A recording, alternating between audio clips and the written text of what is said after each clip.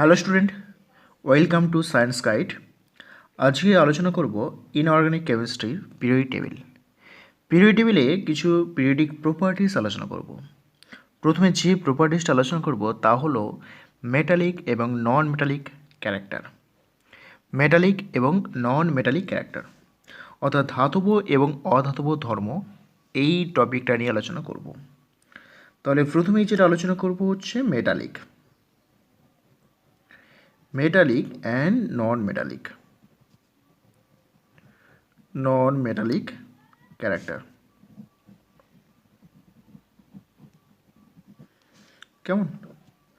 তো মেটাল শব্দের অর্থ হচ্ছে ধাতব, আর নন মেটাল মানে অধাতব। ধাতব এবং অধাতব ধর্ম। প্রথমে আসি ধাতব ধর্ম কাকে বলে। অর্থাৎ মেটাল বলতে আমরা কী বুঝব, বা ধাতু বলতে কী বোঝায়? ধাতু বলতে বোঝায় যে সমস্ত মৌলগুলি বাইরে কক্ষে ইলেকট্রন সহজে বর্জন করতে পারে, অর্থাৎ আউটার মোস্ট সেলে ইলেকট্রনটি সহজে বর্জন করতে পারবে, সেই সমস্ত মৌলগুলিকে আমরা ধাতু বলবো। তার মানে এখানে বাইরের কক্ষের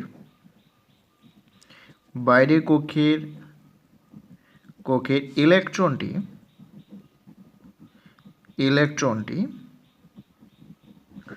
সহজে বর্জন করতে পারবে,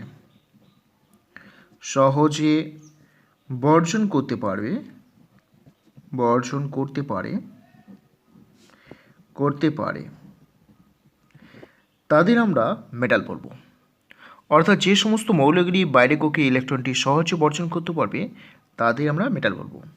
তো সহজে ইলেকট্রনটি বর্জন করবে, তো কীভাবে বর্জন করবে, কেন বর্জন করবে?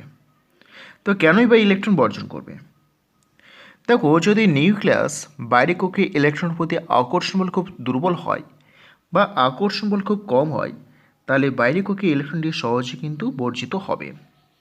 অর্থাৎ এখান থেকে বোঝা যাচ্ছে যে এই সমস্ত এলিমেন্টের ক্ষেত্রে সাইজটা বড় হবে, সাইজটা বিগার হবে। সাইজটা লার্জ হলে তবেই কিন্তু নিউক্লিয়াস বাইরে কক্ষে ইলেকট্রন প্রতি আকর্ষণ বলটা দুর্বল হয়, আর দুর্বল হলে সহজে ইলেকট্রন বর্জন হবে। তো আমরা জানি পিরিয়ডিক টেবিলে একদম লেফটের দিকে যেগুলো রয়েছে অর্থাৎ এস ব্লক এলিমেন্টের সাইজ লার্জ হয়। তাহলে এই সমস্ত এলিমেন্টগুলো ধাতু বা ধাতব ধর্ম বর্তমান। তাহলে ধাতব বর্তমান থাকবে এস ব্লক এলিমেন্ট এবং তার সঙ্গে ডি ব্লক থাকে এবং এ ব্লক এলিমেন্ট। এবং পি ব্লকের ক্ষেত্রে আমরা দেখব যে লোয়ার পার্টে যে সমস্ত এলিমেন্ট রয়েছে সেইগুলো কিন্তু আবার ধাতু হিসেবে কাজ করে, অর্থাৎ ইলেকট্রনকে বর্জন করে। তাহলে এই ধাতব গুণ কার বেশি হবে? তো ধাতব গুণ কার বেশি হবে? ধরে নাও এ একটা নিউক্লিয়াস রয়েছে, নিউক্লিয়াসের বাইরে কক্ষে ইলেকট্রন এখানে রয়েছে। তাহলে এ একটা অ্যাটম, আর অপর একটা অ্যাটম এই নিউক্লিয়াস রয়েছে, বাইরে কক্ষে ইলেকট্রনটা এই অবস্থানে রয়েছে ইলেকট্রন। তাহলে নিউক্লিয়াস এবং ইলেকট্রনের মধ্যে দূরত্ব এখানে কম, আর এখানটায় নিউক্লিয়াস এবং ইলেকট্রনের মধ্যে দূরত্ব বেশি। তাহলে দূরত্ব বেশি হলে আকর্ষণ বল বা attraction force between nucleus and outermost electron লো। তাহলে এখানে বলতে পারি যে আকর্ষণ বল কম। কেমন? আর এইখানটায় আকর্ষণ বল তীব্র আকর্ষণ বল। তাহলে এখান থেকে যেহেতু আকর্ষণ বলটা কম, অর্থাৎ নিউক্লিয়াস বাইরে কক্ষে ইলেকট্রনের প্রতি আকর্ষণ বল কম, তাহলে এখান থেকে ইলেকট্রন সহজে রিমুভ হবে বা বেরিয়ে যাবে। তাহলে এই ইলেকট্রনটি যেহেতু আকর্ষণ বল কম, সহজে ইলেকট্রন বর্জিত হবে।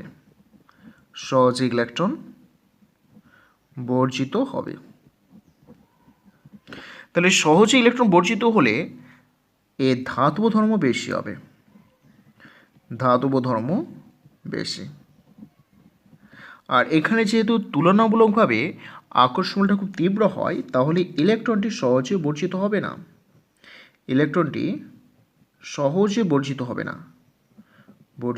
না। তার মানে এর ধাতব ধর্ম কম। তাহলে এই আলোচনা থেকে আমরা বুঝতে পারলাম যে অ্যাটমের সাইজ যত বেশি বাড়বে ততই বেশি কিন্তু ধাতব ধর্ম বেশি দেখাবে, অর্থাৎ মেটালিক ক্যারেক্টার ধীরে ধীরে বাড়বে। তাহলে যে কোনো গ্রুপের কথা ভাবো, যে কোনো গ্রুপের কথা, ধরো অ্যালকালি গ্রুপের কথা ভাবা যাক, যে লিথিয়াম আছে, সোডিয়াম আছে, পটাশিয়াম, রুবিডিয়াম, সিজিয়াম। যতই আমরা টপ থেকে বটমের দিকে আসবো ততই কিন্তু সাইজটা ধীরে ধীরে বৃদ্ধি পাচ্ছে। আর সাইজ বৃদ্ধি পেলে দেখো, সাইজ বৃদ্ধি করলে আকর্ষণটা কম হবে, আর আকর্ষণ কম হলে সেক্ষেত্রে দেখবো যে মেটালিক প্রপার্টিস বৃদ্ধি পাবে, অর্থাৎ মেটালিক ধর্ম, মেটালিক প্রপার্টিস বেশি হবে বা মেটালিক ধর্ম বেশি হবে। সিজিয়াম বেশি, রুবিডিয়াম, পটাশিয়াম, সোডিয়াম, লিথিয়াম এইরকম দেখাবে। বা অ্যালকালাইন আর্থ মেটালের ক্ষেত্রেও আমরা এই রকম প্রপার্টিস দেবো, beryllium, magnesium, calcium, strontium, barium. তাহলে barium, strontium, calcium, magnesium, beryllium এরকম দেখাবে। কারণ যতই আমরা টপ থেকে বটমে আসি ইন এ গিভেন গ্রুপ, যে কোনো একটা গ্রুপের ক্ষেত্রে আমরা টপ থেকে বটমে আসলে সাইজটা ধীরে ধীরে বৃদ্ধি পায়, আর সাইজ বৃদ্ধি পাওয়ার সঙ্গে সঙ্গে মেটালিক প্রপার্টিস বৃদ্ধি পাবে, রাইট। আবার আমরা যে কোনো একটা পিরিয়ডের ক্ষেত্রে দেখব, ধরো লিথিয়াম রয়েছে, বেরিলিয়াম রয়েছে। তো লিথিয়াম থেকে বেরিলিয়ামের সাইজটা কিন্তু ছোটো হয়ে যায়, অর্থাৎ বেরিলিয়ামের সাইজ ছোটো, লিথিয়ামের সাইজ বড়ো। তো যেহেতু লিথিয়াম সাইজ বড়ো, তাহলে সেক্ষেত্রে দেখবো লিথিয়ামের মেটালিক প্রপার্টিস বেশি হবে বেরিলিয়াম অপেক্ষা। তার মানে অ্যালকালি মেটালে মেটালিক প্রপার্টিস বেশি অ্যালকালিন আর্থ মেটাল অপেক্ষা, রাইট। তাহলে এইভাবে আমরা মেটালিক প্রপার্টিস বিচার করব। এবার আসি নন মেটাল। নন মেটাল কত অর্থ হচ্ছে অধাতু। অধাতু, তো অধাতু কোথাও অর্থ হচ্ছে যে সমস্ত মৌলগুলি ইলেকট্রন সহজে গৃহীত হয়, অর্থাৎ ইলেকট্রন গ্রহণ করতে পারে, ইলেকট্রন গ্রহণ করবে, তারা হচ্ছে অধাতু। তাহলে অধাতু হচ্ছে মৌলগুলি ইলেকট্রন গ্রহণ করে, ইলেকট্রন গ্রহণ করে, ইলেকট্রন গ্রহণ করবে, তারা হচ্ছে অধাতু। তো কিভাবে ইলেকট্রন গ্রহণ করবে? দেখো, ইলেকট্রন গ্রহণ করলে ওই ইলেকট্রনের প্রতি আকর্ষণ বেশি হবে। তাহলে যেহেতু ইলেকট্রন গ্রহণ করবে, তাহলে ইলেকট্রনের প্রতি আকর্ষণ বল থাকে, তার মানে তীব্র আকর্ষণ বল থাকবে, তীব্র আকর্ষণ বল থাকবে, আকর্ষণ বল থাকে, রাইট। তো তীব্র আকর্ষণ বল তখনই থাকবে যখন সাইজটা ছোট হবে, সাইজ ছোট। তাহলে যে সমস্ত এলিমেন্টের সাইজ ছোট তাদের তীব্র আকর্ষণ বল থাকবে, তার মানে তারা ইলেকট্রন গ্রহণ করতে পারবে, আর সেইগুলি হচ্ছে অধাতু হিসেবে কাজ করবে।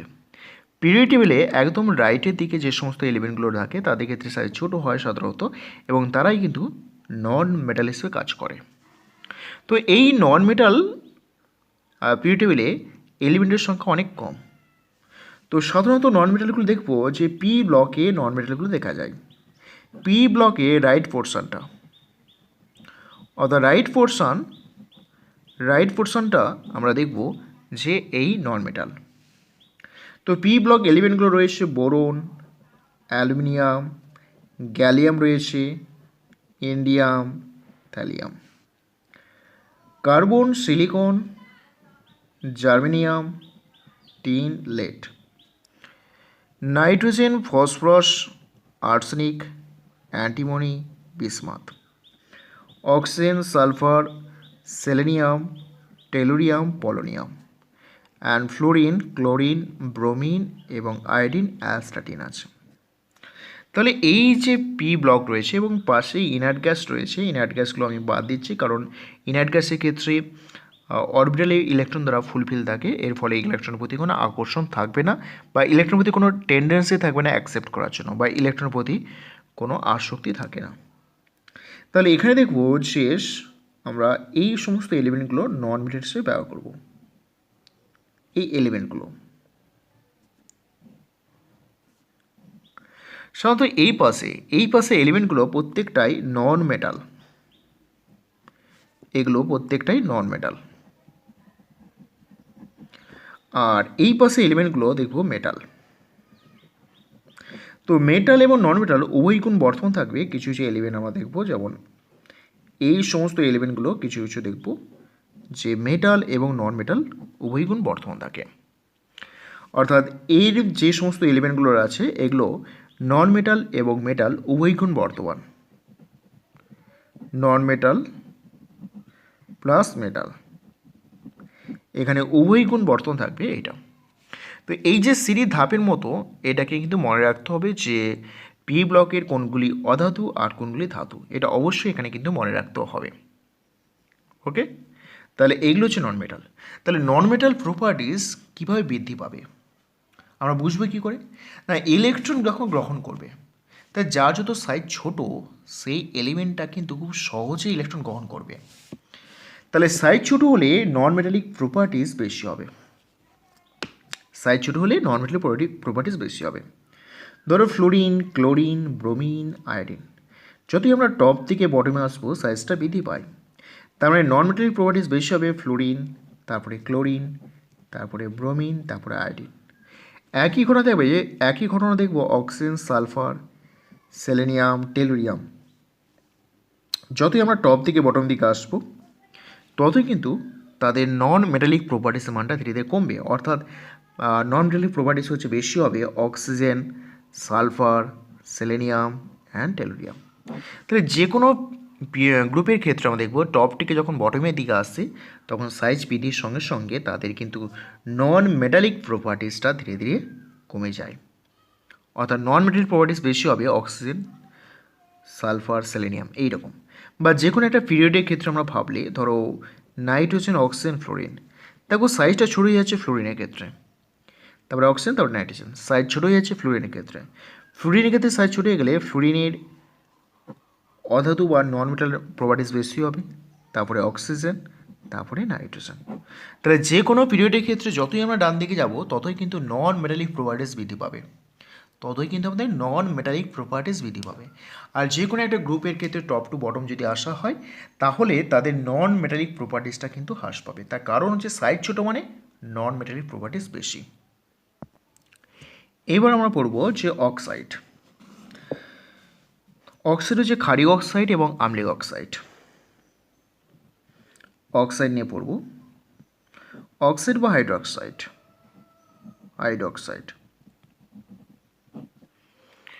তো অক্সাইড কোনগুলো ক্ষারীয় অক্সাইড, কোনগুলো আম্লিক অক্সাইড আমরা দেখব। এখন বেসিক বলতে কি বোঝায়? বেসিক অক্সাইড বা হাইড্রোক্সাইড বলতে বোঝায় যে সমস্ত অক্সাইড বা হাইড্রোক্সাইডগুলি সহজে অক্সাইড বা হাইড্রোক্সাইড দান করতে পারে তারা হচ্ছে বেসিক হাইড্রোক্সাইড। তাহলে অক্সাইড ডোনরগুলো হবে, অক্সাইড ডোনর মানে অক্সাইড দান করবে, অথবা হাইড্রোক্সাইড দান করবে ডোনার। তো অক্সাইড ডোনার এবং হাইড্রোক্সাইড ডোনারগুলো সাধারণত বেসিক হয়। তো আমরা কি করে বুঝবো যে কোনটা বেশি বেসিক অক্সাইড বা কোনটা বেসিক হাইড্রোক্সাইড? দেখো দান করবে মানে নিশ্চয়ই তাদের মধ্যে উইক অ্যাট্রাকশন ফোর্স থাকবে, তাহলে আকর্ষণ বলটা দুর্বল হবে, কারণ দান করবে তো, তাহলে আকর্ষণ বল দুর্বল হতে হবে। আকর্ষণ বল যখন দুর্বল হবে তখন সহজে অক্সাইড এবং হাইড্রোক্সাইড দান করতে পারবে। তো কিভাবে আকর্ষণ বল দুর্বল হবে? আকর্ষণ বল দুর্বল হতে পারে সাইজটা বৃদ্ধি পাওয়ার সঙ্গে সঙ্গে। যখনই মেটালের সাইজ বৃদ্ধি পাবে তখন দেখব মেটালের সঙ্গে অক্সাইডের দূরত্ব বাড়ছে, আর দূরত্ব বাড়ার সঙ্গে সঙ্গে আকর্ষণ বলটা কমে যায়। আকর্ষণ কমলে তারা সহজে অক্সাইড দান করতে পারে। তো একটা এক্সাম্পল দেওয়া যাক যে lithium oxide, sodium oxide, potassium oxide, rubidium oxide এবং সিজিয়াম অক্সাইড, এগুলো রয়েছে lithium, sodium, potassium, rubidium, caesium. যতই আমরা টপ থেকে বটমের দিকে আসবো ততই কিন্তু দেখো এই মেটালগুলোর সাইজ কিন্তু বৃদ্ধি পাচ্ছে, আর অক্সাইডটা কেমন। তাহলে একদম আমরা লিথিয়ামের কথা ভাবি, এই লিথিয়াম +1 পজিটিভ চার্জ আছে, অক্সাইড 2-, তাহলে লিথিয়াম রয়েছে এই +1, অক্সাইড 2- রয়েছে। আর সিজিয়ামের ক্ষেত্রে এই সিজিয়াম রয়েছে +1 আর দূরত্ব বেশি, তার মানে অক্সাইডটা এখানে রয়েছে। তো সিজিএম এরকম রয়েছে, অক্সাইড এরকম রয়েছে। তাহলে এদের মধ্যে দেখো দূরত্ব অনেক বেশি, কারণ কি সিজিএমের সাইজটা বেশি হওয়ার জন্য দূরত্ব বেশি হয়, আর লিথিয়াম আর অক্সাইডের মধ্যে দূরত্ব কম। তো দূরত্ব হলে এখানে স্ট্রং অ্যাট্রাকশন, আকর্ষণ বলটা বেশি, আকর্ষণ বল বেশি। আর এখানে উইক অ্যাট্রাকশন মানে আকর্ষণ বলটা কম, আকর্ষণ বল কম। কেমন?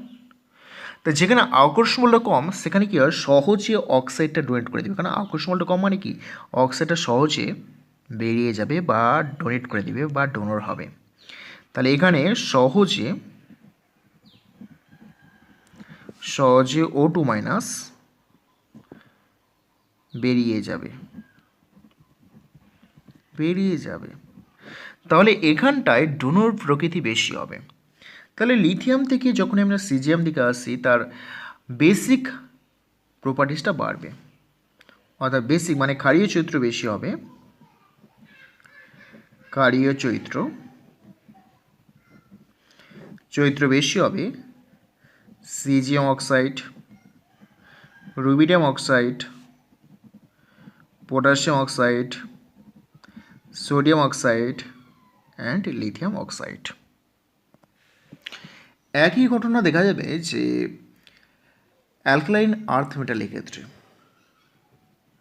Beryllium oxide, magnesium oxide, calcium, strontium এবং বেরিয়াম অক্সাইড।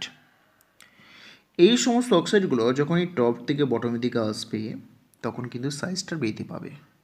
কারণ দেখো প্রত্যেকটা অক্সাইড একই আছে, কিন্তু মেটালগুলো সাইজটা ডিফার করছে। বেরিলিয়াম থেকে বেরিয়ামের সাইজটা বেশি হওয়ার জন্য তাদের কিন্তু ক্ষারীয় চরিত্র বেশি হবে, অর্থাৎ এখান থেকে সহজে অক্সাইডটা ডোনেট করতে পারবে। তার মানে এখানে ক্ষারীয় চরিত্র বেশি হবে barium oxide, strontium oxide, calcium oxide, magnesium oxide এবং বেরিলিয়াম অক্সাইড। এদের ক্ষারীয় চরিত্র এইরকম দেখবো আমরা।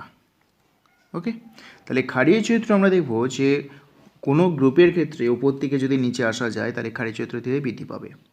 আবার যে কোনো পিরিয়ডের ক্ষেত্রে, ধরো পিরিয়ডের ক্ষেত্রে সোডিয়াম ম্যাগনেসিয়ামের মধ্যে তুলনা করো, সোডিয়াম অক্সাইড, ম্যাগনেসিয়াম অক্সাইড, তাহলে এখানের মধ্যে ক্ষারীয় চরিত্র কার বেশি হবে? দেখো লিথিয়ামে +1 পজিটিভ চার্জ আর অক্সাইড 2 মাইনাস।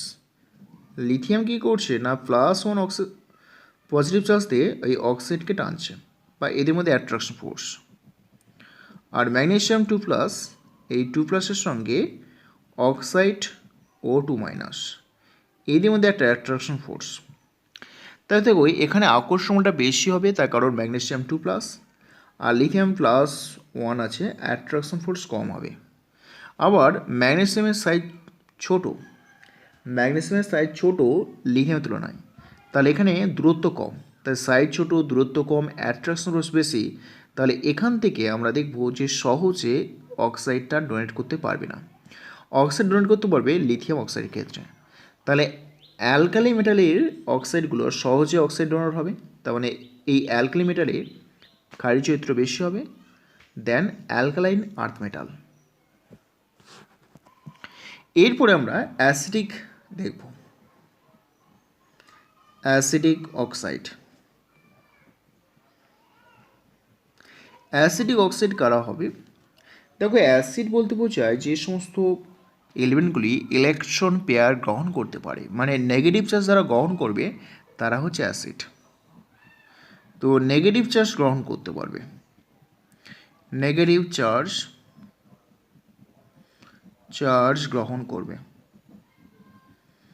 গ্রহণ করে তারা হচ্ছে অ্যাসিড। তো নেগেটিভ চার্জ গ্রহণ করবে তারা অ্যাসিড। তাই নেগেটিভ চার্জ যদি গ্রহণ করবে তাহলে নিশ্চয়ই মেটালে হাই পজিটিভ চার্জ হতে হবে। তাহলে মেটালকে বা ধাতুকে বা মৌলকে, শুধু মেটাল নয় মৌলের উচ্চ পজিটিভ চার্জ হতে হবে, উচ্চ পজিটিভ চার্জ। যদি মেটাল বা মৌলের উচ্চ পজিটিভ চার্জ হয় তাহলে কিন্তু সহজে ইলেকট্রনিক চার্জকে গ্রহণ করতে পারবে। যত পজিটিভ চার্জ বেশি তত কিন্তু অ্যাসিডিক ক্যারেক্টার বেশি। তাহলে লিখতে পারি হাই পজিটিভ চার্জ,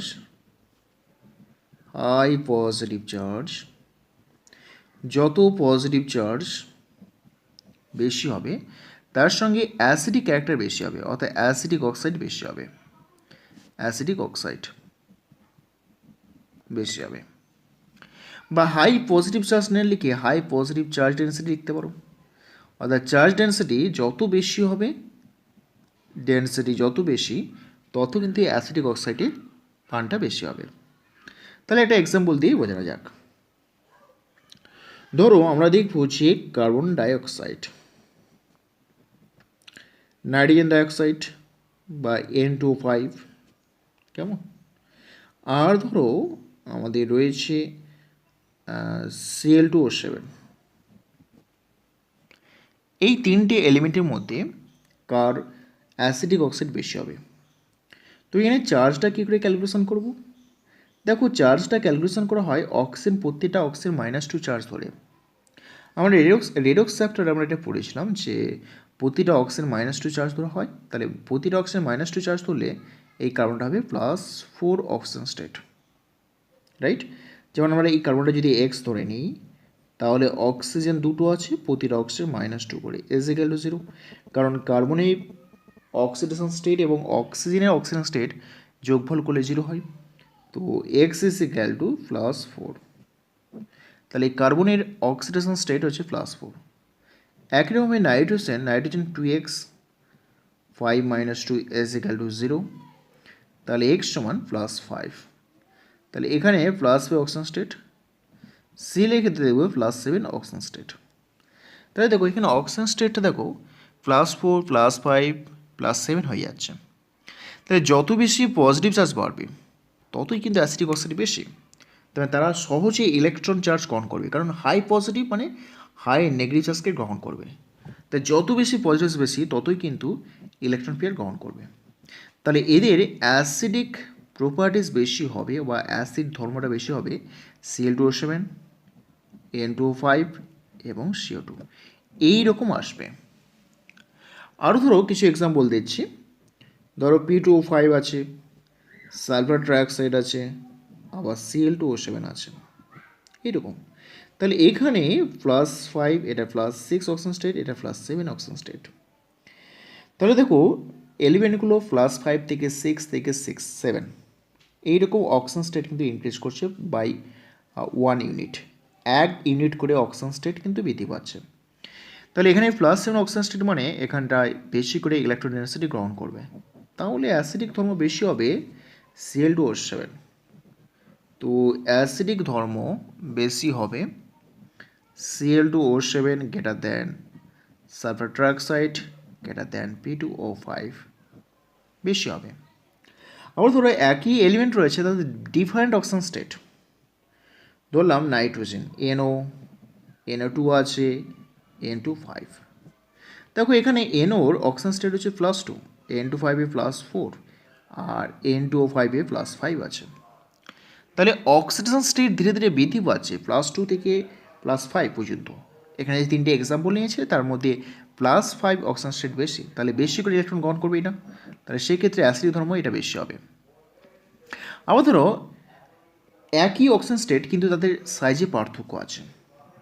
ধরো N2O5, P2O5, H2O5 এক্সেট্রা। তাহলে একই গ্রুপে রয়েছে, এই গ্রুপের ক্ষেত্রে +5 অক্সিজেন স্টেট, এটাও +5, এটা +5, কিন্তু চার্জ ডেন্সিটি কত বেশি, মানে হাই পজিটিভ চার্জ কোথায়, কী করে বুঝবো? নাইট্রোজেন সাইজটা ছোট, ফসফরাসের সাইজটা এই লার্জ, আর্সেন সাইজটা আরও লার্জ।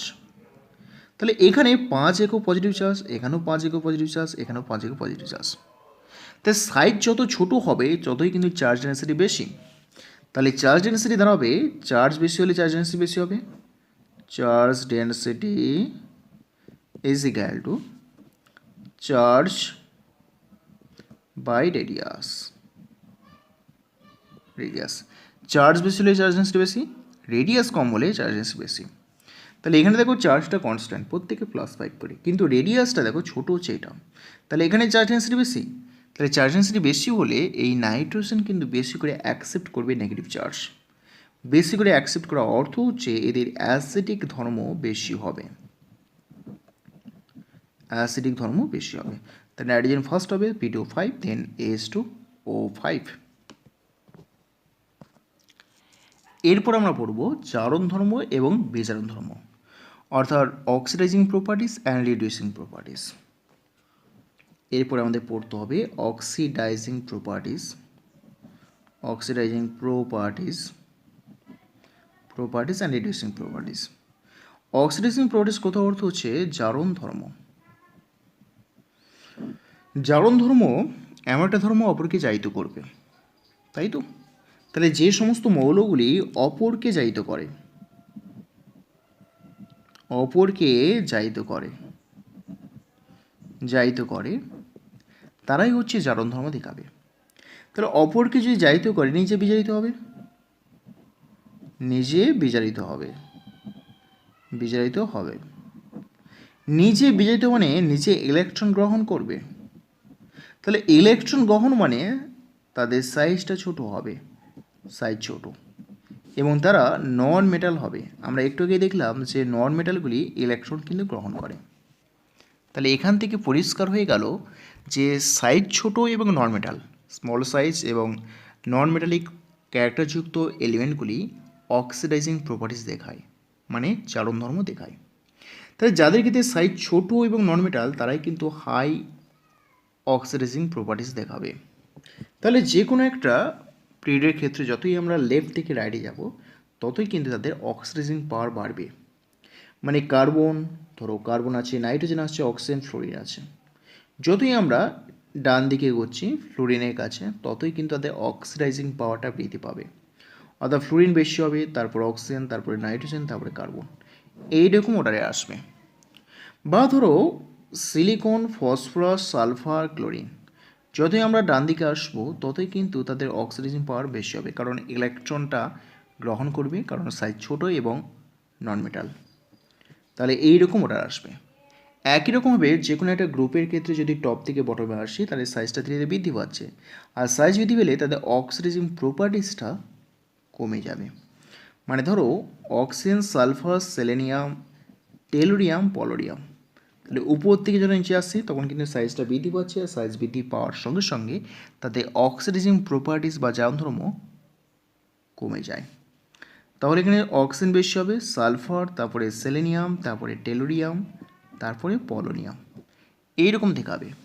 বা ধরো ফ্লোরিন, ক্লোরিন, ব্রোমিন, আয়োডিন, তাহলে টপ থেকে বটমে যখন আসছি তখন হচ্ছে সাইজ বৃদ্ধি পাচ্ছে, আর সাইজ বৃদ্ধির সঙ্গে সঙ্গে অক্সিডাইজিং প্রপার্টিসটা কমে যায়। তো অক্সিডাইজিং প্রপার্টিস বেশি হবে ফ্লোরিন, তারপরে ক্লোরিন, তারপরে ব্রোমিন, তারপরে আয়োডিন, এইরকম দেখাবে, রাইট? সাইজ ছোট, অক্সিডাইজিং প্রপার্টিস বেশি। Reducing properties, reducing properties, reducing properties. তো রিডিউসিং প্রপার্টিস আমরা কি বলবো, যে অপরকে রিডিউস করবে, তাই তো? রিডিউসিং প্রপার্টিস মানে অপরকে রিডিউস করবে, অপরকে রিডিউস করে। রিডিউস শব্দ অর্থ হচ্ছে বিজারণ করে। তো নিজে কী হবে, নিজে জারিত হবে, নিজে জারিত হয়। কেমন? নিজে যখন জারিত হচ্ছে তখন কি নিজে ইলেকট্রন বর্জন করবে, নিজে ইলেকট্রন বর্জন করে। তাহলে ইলেকট্রন বর্জন কখন করবে, সাইজ বড় হলে এবং মেটাল, সাইজ লার্জ সাইজ হবে এবং মেটাল হবে, মেটাল, সেইগুলো হচ্ছে রিডিউসিং প্রপার্টিস। অত অপরকে রিডিউস করবে, নিজে জারিত হবে, নিজে ইলেকট্রন বর্জন করবে এবং সাইজ বড় হবে, মেটাল হবে, তারা হচ্ছে রিডিউসিং প্রপার্টিস। তাহলে যারা সাইজ বড় হবে মানে ইলেকট্রন বর্জন করবে তারা কী করবে, অপরকে রিডিউস করে দেবে। তা সাইজ বড় কী করে বুঝবো, ধরো যে কোনো একটা গ্রুপের ক্ষেত্রে lithium, sodium, potassium, rubidium, caesium রয়েছে, যতই উপর থেকে নিচে যাবো তখন এই সাইজটা বড় হচ্ছে। আর সাইজটা লার্জ হলে কিন্তু সহজে ইলেকট্রন বর্জন করবে। তো এক্ষেত্রে সিজিয়ামের বেশি হবে, তারপরে রুবিডিয়াম, তারপরে পটাশিয়াম, তারপরে সোডিয়াম, তারপরে লিথিয়াম। অর্থাৎ সিজিয়ামে আমরা দেখব যে রিডিউসিং প্রপার্টিস মানটা অনেক বেশি লিথিয়াম অপেক্ষা।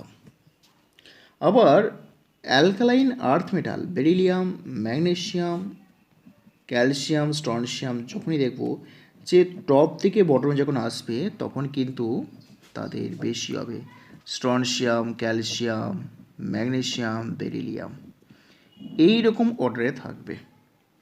কেমন? যদি আমরা যে কোনো একটা পিরিয়ডের কথা ভাবি, ধরো লিথিয়াম এবং বেরিলিয়াম, তো সাইজটা বড় হচ্ছে লিথিয়ামে, অর্থাৎ লিথিয়ামে রিডিউসিং প্রপার্টিস বেশি হবে বেরিলিয়াম অপেক্ষা। অর্থাৎ যত বেশি সাইজ বৃদ্ধি পাবে তার রিডিউসিং প্রপার্টিস বেশি হবে। এরপরে আমরা আলোচনা করব ভ্যালেন্সি। ভ্যালেন্সি নিয়ে আলোচনা করব। ভ্যালেন্সি মানে যোজ্যতা, আর যোজ্যতা বোঝায় নাম্বার অফ বন্ড, বন্ধনের সংখ্যা।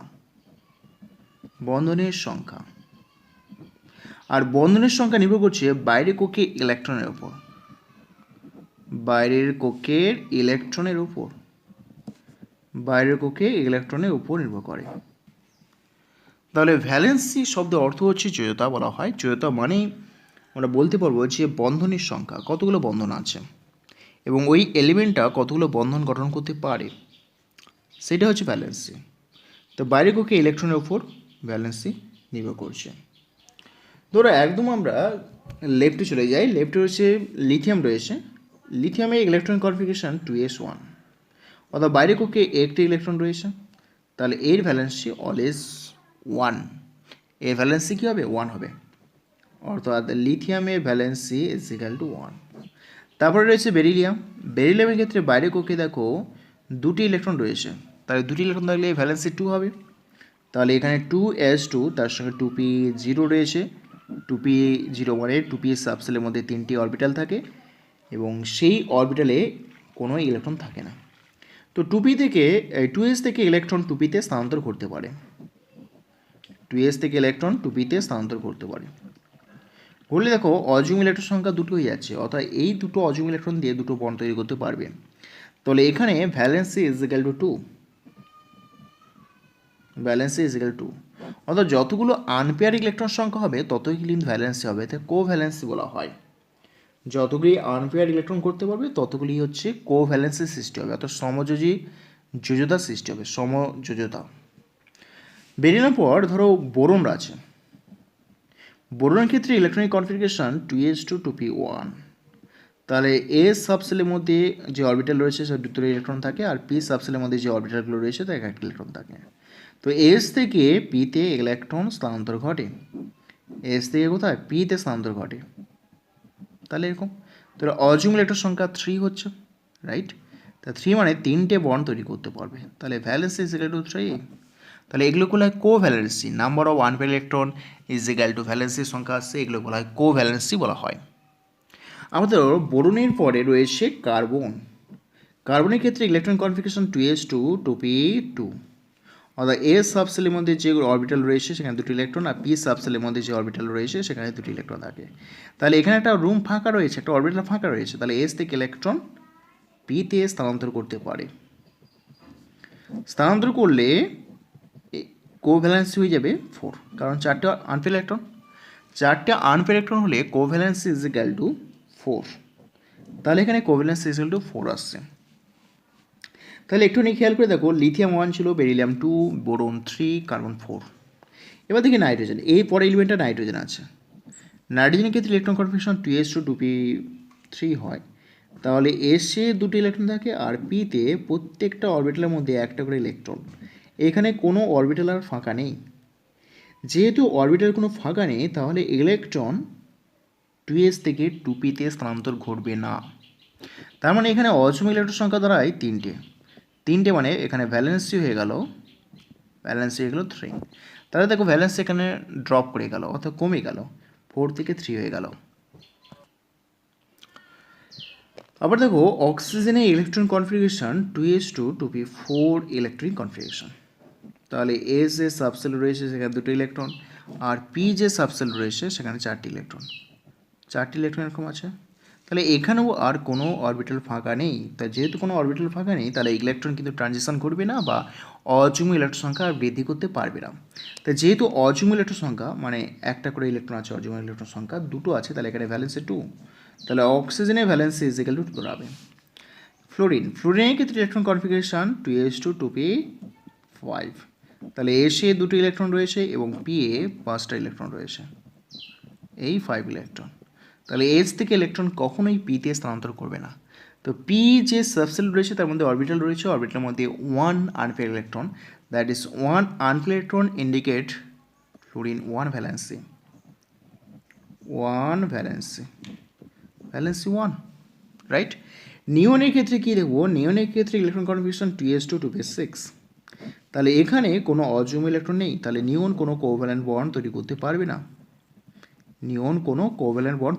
That is valence is 0। তাহলে একটু নিয়ে খেয়াল করে দেখো যে আমরা সেকেন্ড পিরিয়ডে এলিমেন্ট নিয়ে একটু দেখছিলাম যে কতগুলো ভ্যালেন্সি তৈরি করতে পারে। লিথিয়াম নিয়ে স্টার্ট করেছিলাম এবং নিয়ন পর্যন্ত। তাহলে lithium, beryllium, boron, carbon, nitrogen, oxygen, fluorine, neon. তো লিথিয়ামে 1 ভ্যালেন্সি দেখলাম 2 3 4, নাইট্রোজেন হয়ে গেল 3 2 1 0। তাহলে কার্বনের সর্বোচ্চ হলো, সর্বোচ্চ থেকে ধীরে ধীরে কমে 0 হয়ে গেল। তাহলে এইভাবে ভ্যালেন্সিগুলো পরিবর্তন ঘটছে, অর্থাৎ যে কোনো পিরিয়ডের প্রথম এলিমেন্ট থেকে ধীরে ধীরে ভ্যালেন্সি বাড়বে, ভ্যালেন্সি বাড়তে বাড়তে ভ্যালেন্সি কমে যাবে, রাইট, এভাবে পরিবর্তন করবে। কিন্তু যখন আমরা দেখব যে থার্ড পিরিয়ড থেকে ডি অরবিটাল অ্যাপিয়ারেন্স হচ্ছে, এই অ্যাপিয়ার হওয়ার ফলে তাদের কিন্তু ভ্যালেন্সি আরও বাড়তে পারে। তখন কিন্তু রেস্ট্রিকশন থাকবে না যে এইরকমই ভ্যালেন্সি হতে পারে, তখন ভ্যালেন্সি পরিবর্তন হতে পারে। যেমন আমরা দেখব যে ফসফরাস থেকে দেয়, নাইট্রোজেন নিচে ফসফরাস আছে, ফসফরাস দিয়ে ইলেকট্রন কনফিগারেশন 3s2 3p3 এবং তার সঙ্গে 3d0, এইরকমই ইলেকট্রন কনফিগারেশন আছে 3s2 3p3 3d0। তাহলে এসে সাবসেলের মধ্যে দুটি অরবিটাল রয়েছে, অরবিটালের মধ্যে দুটি ইলেকট্রন রয়েছে এবং পি যে সাবসেল তাতে 3টি ইলেকট্রন থাকছে, আর ডি এর মধ্যে কোনো ইলেকট্রন নেই, এরকম। তাহলে যেহেতু ডি সাবসেলটা তার মধ্যে যে কক্ষগুলো রয়েছে বা অরবিটাল রয়েছে, অরবিটালগুলো ফাঁকা রয়েছে, আর ফাঁকা থাকার জন্য ইলেকট্রনগুলি এখান থেকে এটা স্থানান্তর করতে পারে।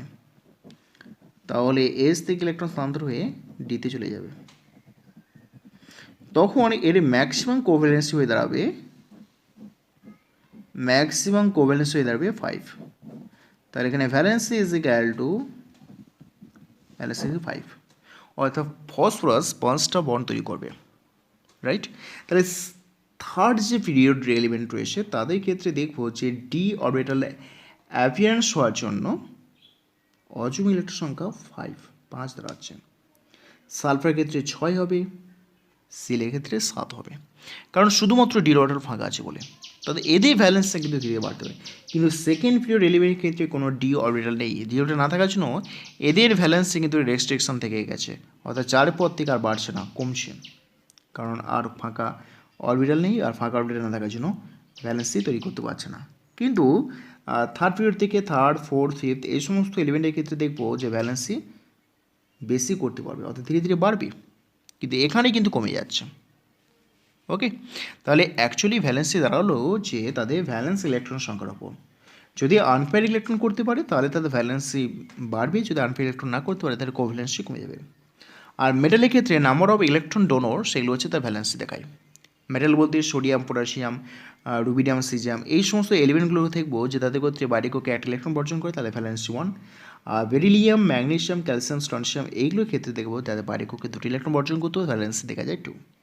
আবার ডি ব্লকের ক্ষেত্রে তাদের ভ্যারিয়েবল ভ্যালেন্সি দেখা যায়, ভ্যারিয়েবল ভ্যালেন্সি হতে হতে সে ভ্যালেন্সি পরিবর্তন করছে, তাদের ডিউটি ইলেকট্রন কনফিগারেশন হতে পারে, কারণ আয়রনে দেখো +2 +3 হতে পারে, এই দুটো করে ভ্যালেন্সি দেখা যায়, রাইট।